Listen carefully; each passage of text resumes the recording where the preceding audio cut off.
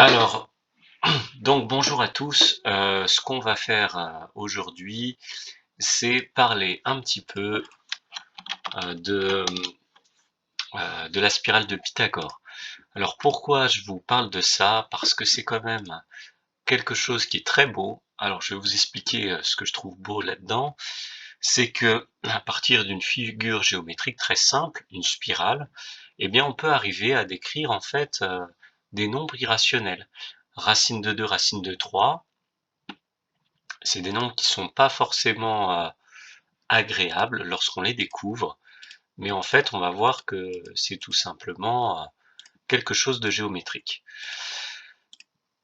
Donc voilà, c'est cet exercice-là, et puis ce que je vais faire, c'est que je vais le résoudre comme si j'étais au tableau. Donc voilà. Alors j'ai absolument pas préparé, donc on verra, hein. Je vais lancer ma petite tablette, c'est parti. Alors on a effectivement ce qu'il faut comprendre, c'est que on a à la base un triangle rectangle.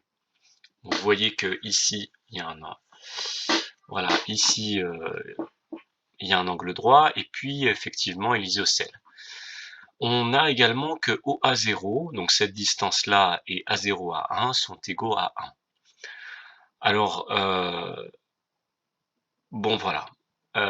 Ensuite, ce qui se passe, c'est que on a donc notre première distance OA1. Qu'est-ce qu'on fait après? C'est que on trace un second triangle rectangle, d'accord? Mais cette fois, il est rectangle en A1 et non plus en A0.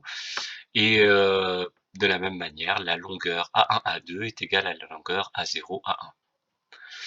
Alors pourquoi on fait ça? Eh bien, on va voir. On va voir.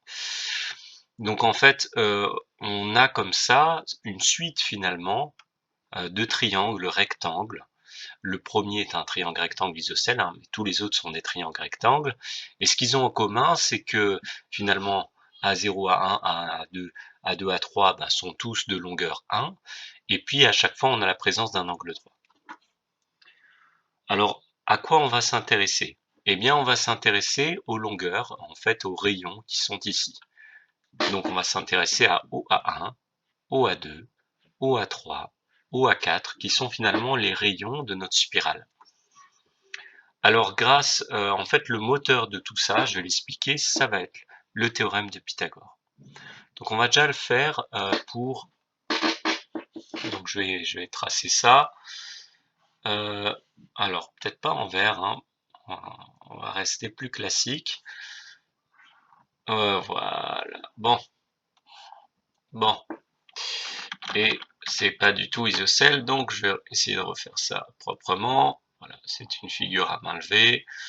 J'ai O, j'ai A0.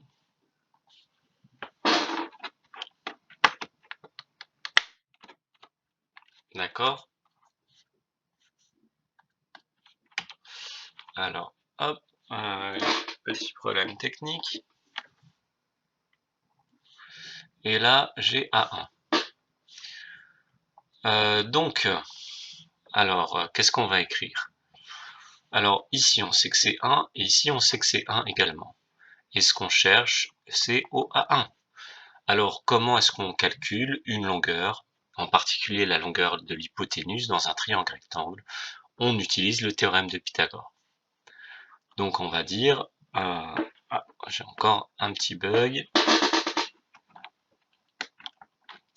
Alors, je vais faire pause et je vais revenir vers vous juste après.